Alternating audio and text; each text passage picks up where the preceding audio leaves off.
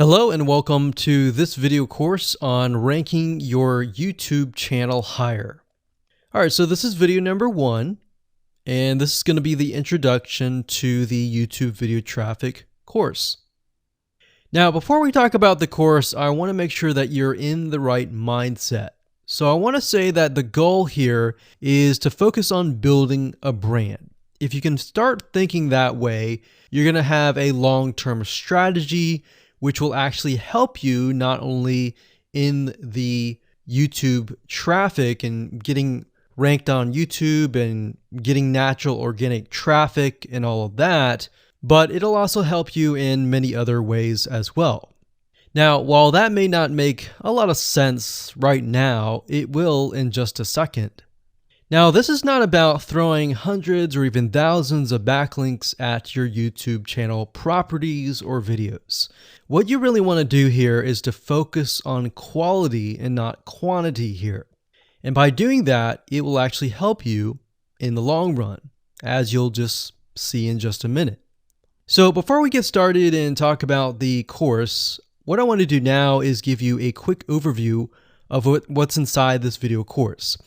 Video number 1 is the introduction, of course. Video number 2 is what this is not about. And I want to make sure that I cover this because a lot of times when we talk about ranking on YouTube or Google or getting traffic or of any sort, there's a lot of assumptions that are made. So I want to make sure that we cover those assumptions and possibly roadblocks that are blocking your way. Video number 3, we'll talk about what Google wants and the strategy. If you understand what Google wants, then it'll make more sense on what the strategy is all about and how to implement it correctly. Video number 4, we'll talk about the ring, which is the strategy here. And of course, video number 5, we'll talk about how to automate the ring. Video number 6, we'll talk about account creation. And video number 7, we'll talk about how to outsource the account creation and the very tedious process of building the ring. And of course, video number 8, we'll talk about testing this out. And while that might seem a little bit simple, it really is and does take some time to make sure that everything works. So with that said, let's talk about getting started and what you're going to need. You're obviously going to need a product or service to sell. You're going to need to have a YouTube channel. You're going to definitely need to have money to outsource. If you do it yourself, it's going to take about a week or sometimes 2 weeks. But once it's set up and is good to go, then everything is automated. But at the end of the day, your time is valuable, so I recommend just outsourcing this process. But knowing how everything works and all of that will allow you to teach whoever you outsource this to, or you can pick and choose people that we will recommend that we have used personally to set things up for you as well. So with that said, let's move on to video number 2. Hello and welcome back. This is video number 2, and we're going to talk about what this is not. One of the biggest mistakes that we see a lot of people make is they assume that they know certain things, they know the strategy, they bring in what they already know and what they've seen work, and automatically assume that that is what the strategy is about. But by doing that, what ends up happening is we see that people set themselves up for failure. And we don't want that for you. We want you to be able to succeed as much as possible. So that's why I'm covering what this is not. All right. So to ensure that you're able to successfully implement this strategy, we want to discuss things that you do not want to do. So as I mentioned earlier in the previous video, this is not about throwing hundreds or even thousands of backlinks at your YouTube channel or at your properties. In fact, YouTube has become very, very smart in figuring out if you are actually gaming the system. So what we're trying to do here is think of a strategy that works long term. So you want to focus on quality and not quantity here. It's better to get a few backlinks that are of quality rather than getting thousands of backlinks that don't even relate to your content. And we're not talking about automated softwares either. So like I said, Google's very smart in figuring out how to detect fake backlinks or computer-generated backlinks. They're able to detect patterns. So what you're trying to do here is not follow any sort of pattern whatsoever. You want to make sure that it looks natural as possible, because otherwise Google will penalize you in the future. May not be this month, may not be this next year. It may be the 2 years later kind of thing, or it might be even this month. So what you really want to do is focus on a long-term strategy that is going to last. Now, obviously, we're not going to know exactly if the strategy is going to last or not, but part of the strategy is figuring out what Google wants and fulfilling that. Now, one secret to knowing whether a strategy will last or not is to ask yourself these questions. So this strategy, along with other strategies, you should ask this question over and over. Is this a shortcut? And does this seem spammy? And best of all, will this upset your visitors? So the people that are coming to your YouTube channel via google.com or any other site, is this going to upset them? Because if it does, then guess what? Google is not going to like what you're doing, because they care more about the people that go to Google or go to YouTube and type in a keyword. They care more about them because they are who they are catering to, essentially.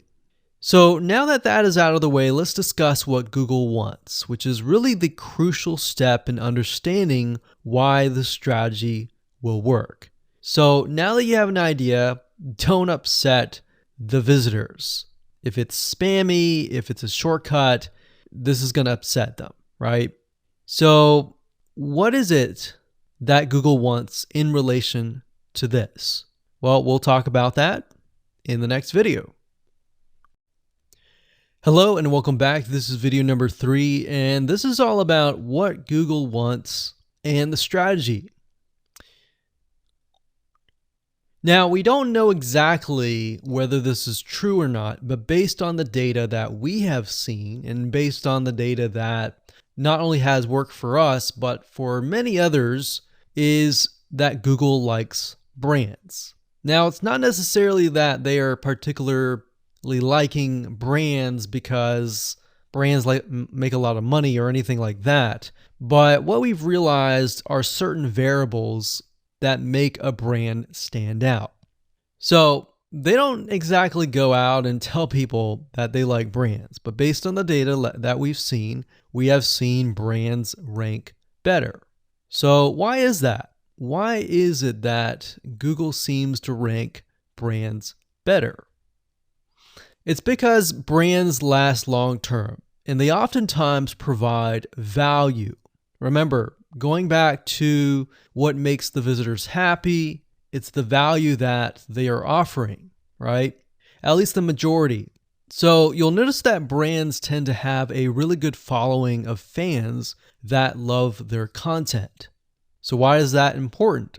Well, their concern isn't really necessarily the brand, but giving people that are searching certain keywords on Google or YouTube, giving them what they want.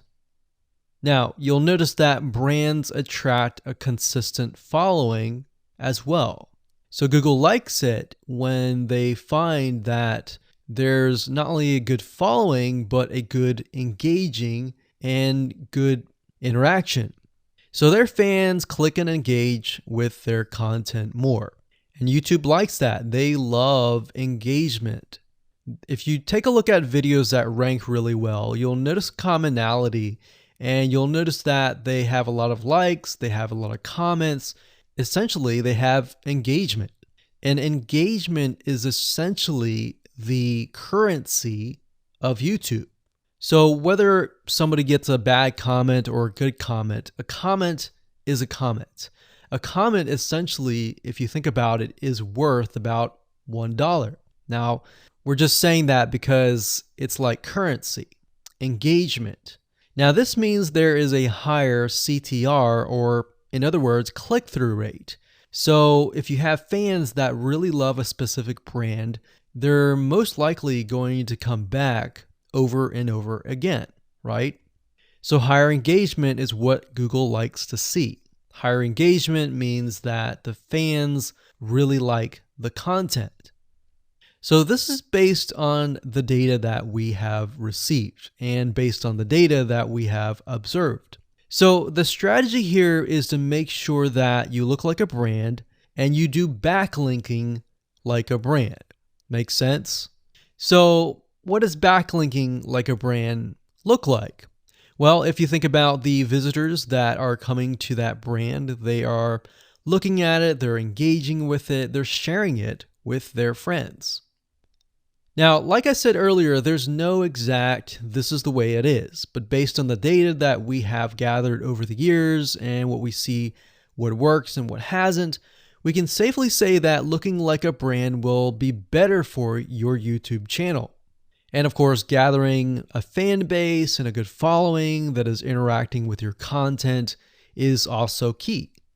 Now, if you look at brands, they have many social properties besides YouTube channels. They've got Facebook.com, they have Twitter, they have Snapchat, and more. So it only makes sense for your brand to have the same properties in your brand name and interlinking to each other, right? So let's say, for example, that you upload a video to YouTube. Then it's going to make sense for you to post that same YouTube video or share it via Facebook, Twitter, Snapchat, and more. So essentially, we're interlinking them together. And that kind of brings us to this strategy, which is the ring. You're basically interlinking everything together. So like I said, for example, you post a video on YouTube, it needs to be pushed to Twitter, your Facebook fan page, and other social properties. And fortunately, because everything is going to be automated, once you do that, it will trigger and it will automate the whole process. So it makes sense because your fans will be located at these different social properties. So some people will be at Facebook, some people will prefer Twitter, and some people will prefer maybe Snapchat or Instagram and other social properties. But if you think about it, it sounds very time consuming and tedious, right? And yes, it is, but once everything is set up, it will actually make your life a lot easier. But like I said, don't worry, we're going to show you how to speed things up with a few dollars. So with that said, let's move on to video number 4. Hello and welcome back. This is video number 4. And we're going to talk about the ring, which is the strategy. So in the previous video, we discussed why having different social media properties interlinked together can help Google see you as a brand who is sharing your content to your audience. In other words, these aren't just random backlinks, but links from big sites that are branded towards your company. And this is why this is super targeted and is much more powerful than a simple backlink. Make sense? So now let's take a look at what this looks like in real life. So let's head on over to our nifty mind mapping software. I'm going to map things out so that you're going to be able to visually see how it all works. Okay, so to better understand how this works, we're going to map things out. Now, before we map things out, I want to start with some basics, and let's just pull this out here. So essentially the concept here is as you're building your brand, you're going to have many different social properties. And let's say, for example, this is the Facebook fan page. So that's your fan page. And we've got the YouTube channel over here because that is our end goal, is to have our YouTube channel get ranked higher. So essentially what we're doing is we're getting a backlink from this to here. And this could be Facebook, it could be Twitter, it could be Instagram, it could be any other social media platform. But it has to be branded towards you. It can't just be somebody else's fan page unless it is actually related. But if it's related and if it's branded as yours and it's linking to your YouTube channel, that essentially is a vote of confidence, but also it shows YouTube that you're interlinking. So that's basically the concept here. Now, if we dig a little deeper, basically what we want to set up is every time we upload a YouTube video and it gets posted, maybe it gets posted publicly, what ends up happening is we push that YouTube video and get it embedded onto the Facebook fan page, the Twitter page, the WordPress page, and all of that.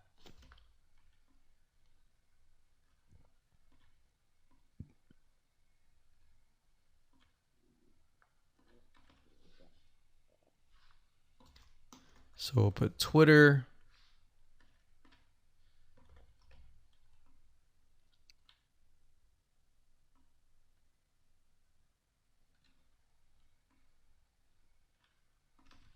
And we'll do WordPress.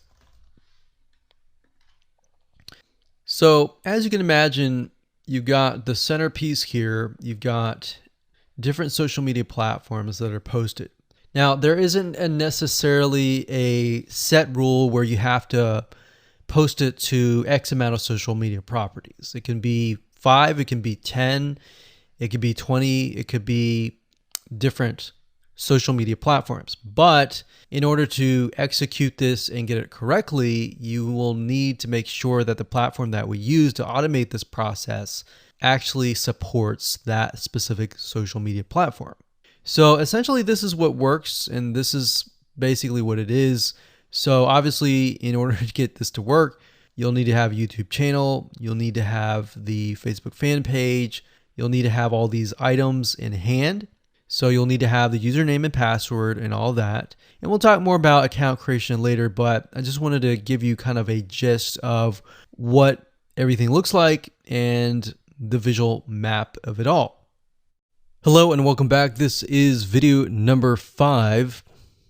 We're going to talk about how to automate the ring. Now that you understand how everything is interlinked, how everything is connected, and how you can kind of be creative and make your own ring.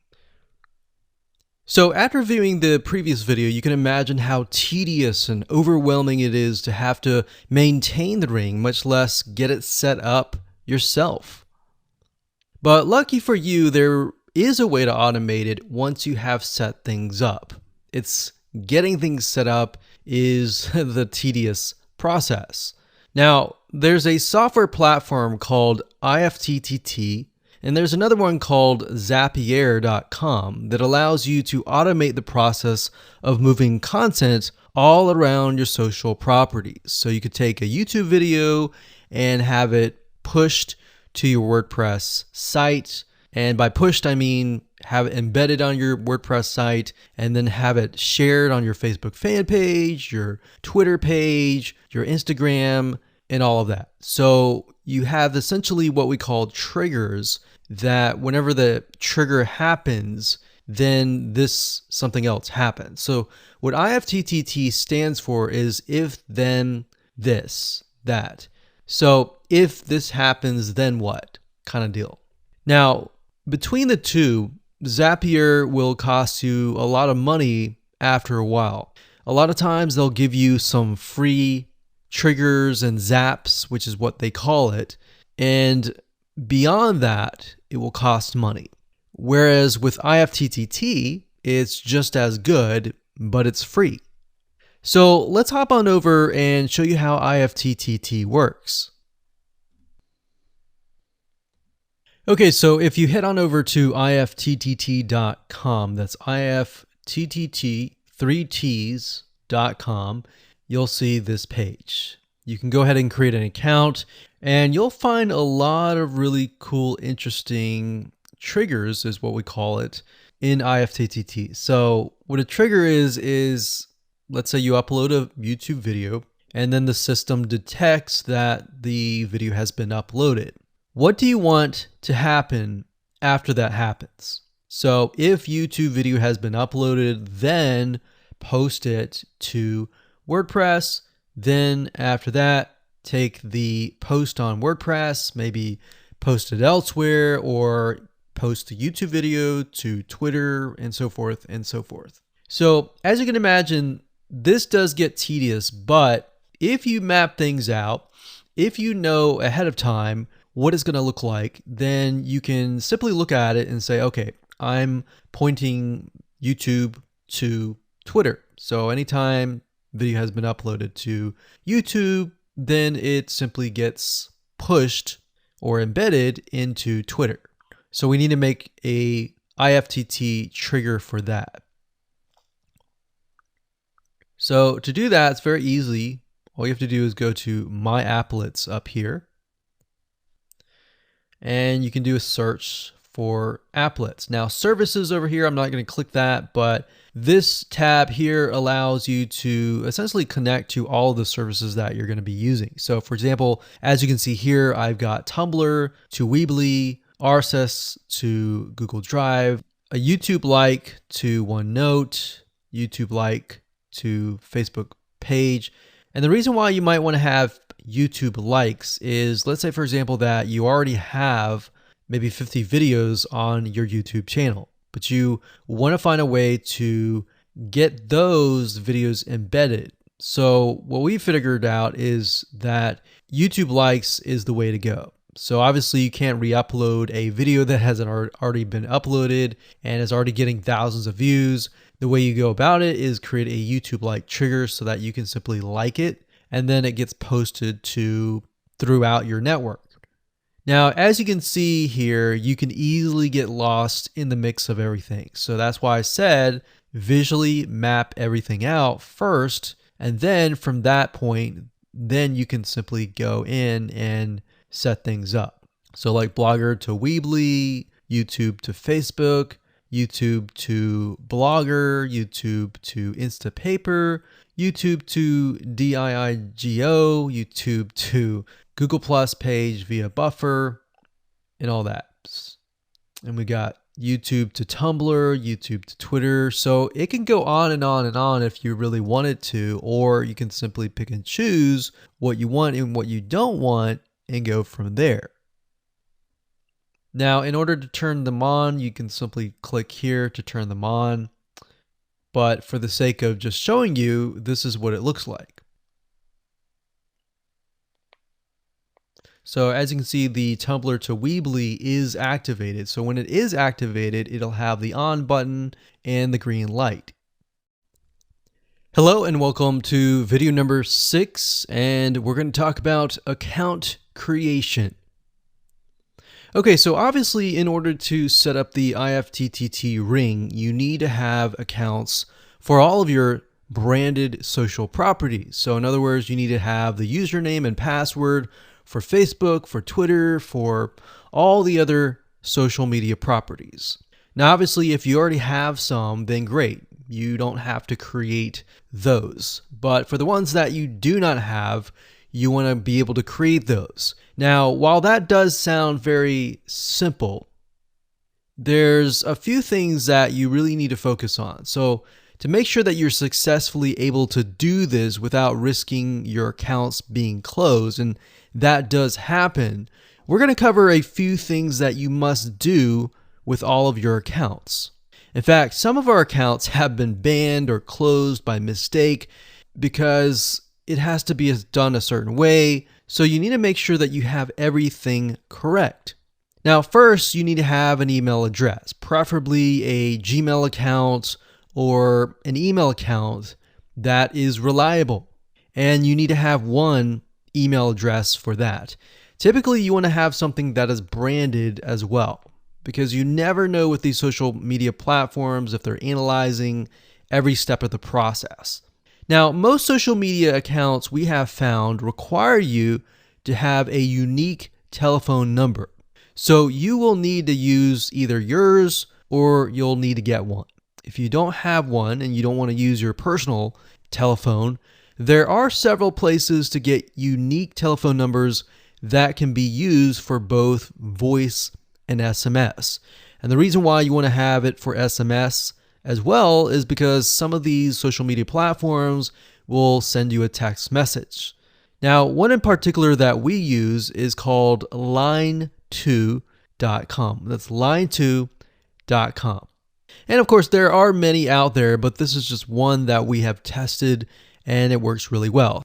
So a lot of times when you create a brand new social media property, an account, you need to have a unique telephone number. Now, the reason for needing a unique telephone number is because most social media platforms, they really want to make sure that you are legitimate, especially nowadays. They have a lot of checks and balances and things that you need to get around to make sure that your account stays open. In fact, recently Facebook has been on a major crackdown, especially with everything that's been going on in the news. They want to make sure that you are legit and that you are not fake.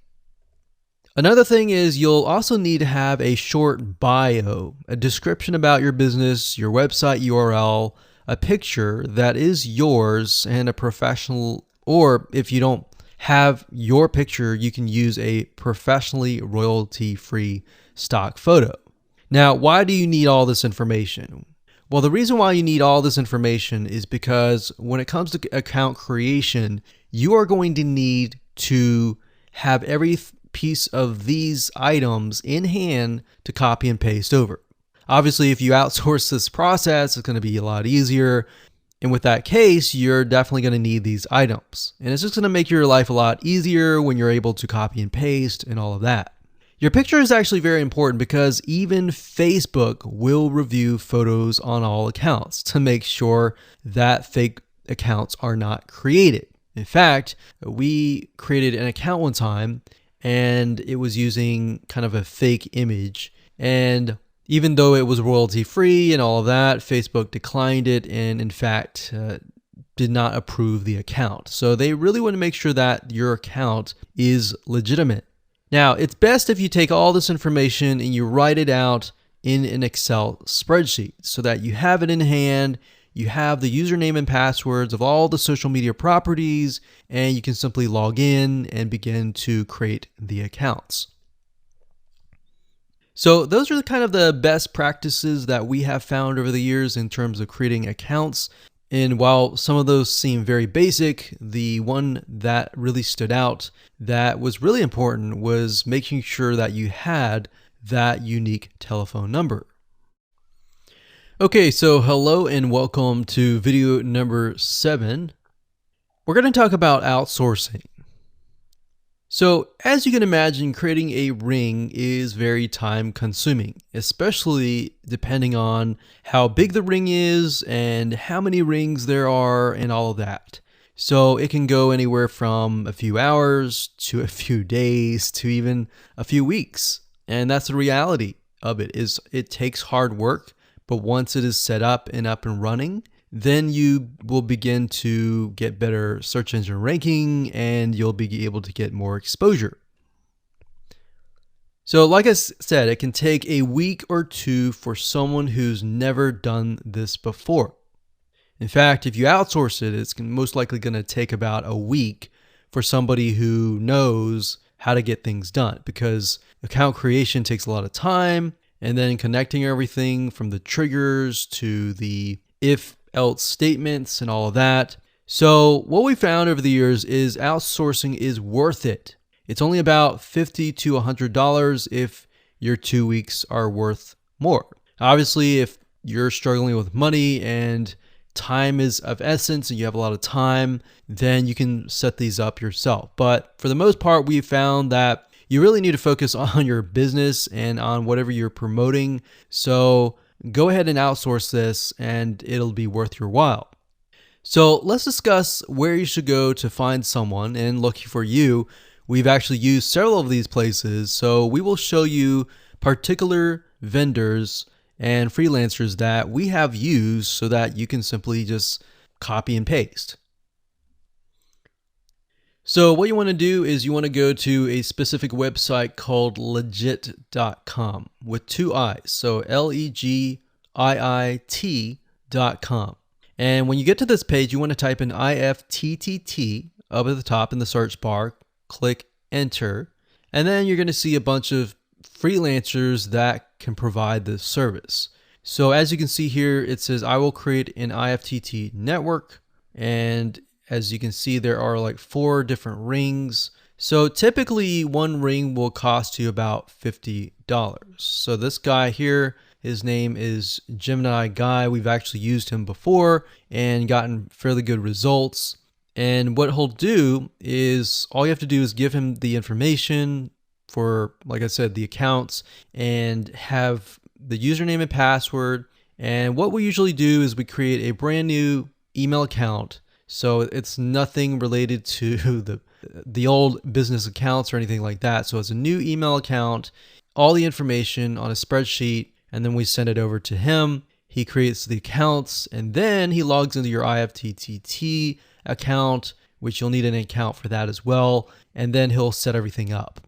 There's a lot of people that are doing this type of stuff. Some are doing like video embeds, and that's another thing with YouTube. One ranking factor is the more embeds, the better. But the more embeds that are done on a branded social property or a property that is actually related to your theme, that is actually better. The reason why is an embed is kind of considered a backlink to YouTube.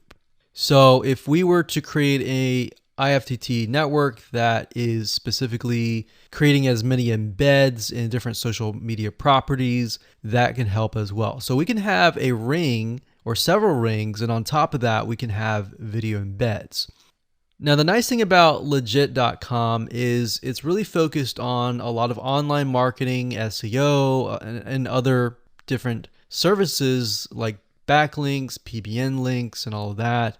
But what we found is you don't want to get too fancy. You want to start out slow and work your way up. Because if you start just throwing a bunch of backlinks or even video embeds right away, it doesn't look natural, right? If you release a piece of content, sometimes it can take a week or weeks until you start getting hundreds or even thousands of likes or engagement. So you don't want to throw thousands or even hundreds of thousands of backlinks right away, right? So that's not going to look natural. And going back to what we talked about earlier in the previous videos, does it look natural? If it doesn't look natural or doesn't seem natural, then that can be a problem. So legit.com is an awesome site to go to.